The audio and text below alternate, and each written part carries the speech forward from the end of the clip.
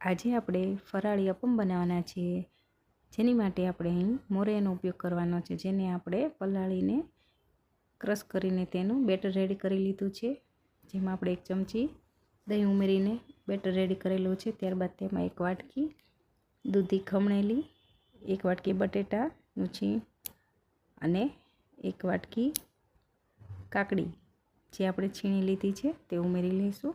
ત્યારબાદ તેમાં 2 નંગ લીલા મરચાંના ઝીણા સમારેલા ટુકડા અને 1 ચમચી આદું ખમણેલું ઉમેરી લઈશું અને તેને સરખી રીતે મિક્સ કરી લેવાનું છે।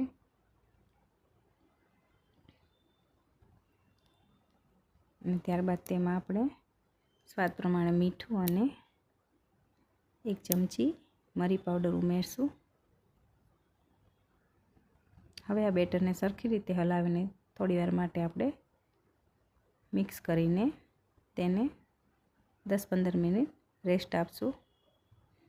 પછી આપણે તેને અપમ પેનમાં ઉતારી લેવાના છે। અપમ જે આપણે અહીં મીડિયમ સાઇઝના બનશે। થોડુંક અમથું તેલ લગાવીને તેને આવી રીતના બેટરને ઉમેરી લઈશું।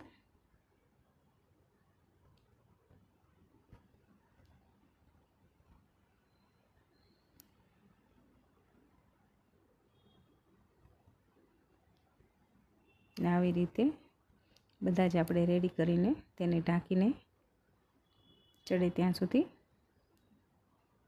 2-3 મિનિટ રહેવા દેશું। પછી આપણે તેને પલટાવી લઈશું। ચેક કરી લઈએ તો આપણા અપમ રેડી થઈ ગયા છે।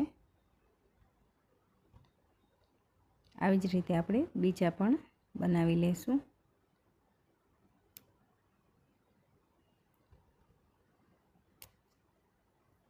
આ મોરૈયામાંથી એકદમ સરસ એવા અપમ આપણા બધા રેડી કરી લેવાના છે। આ એકદમ ટેસ્ટી અને સ્વાદિષ્ટ પણ લાગે છે। તો આ ફરાળી અપમ આવી જ રીતે બધા રેડી કરી લેશું। આપણે આ બેટરને રેડી કરીને રાખીએ એટલે પછી આ અપમ આપણા એકદમ ઝટપટ અને જલ્દી બની જાય છે અને સોફ્ટ પણ બનશે। તો આવી જ રીતે બીજાને પણ આપણે પલટાવી લઈશું। તમને જો મારો વિડીયો પસંદ આવ્યો હોય તો મારી ચેનલને લાઈક, શેર અને સબસ્ક્રાઈબ જરૂરથી કરજો।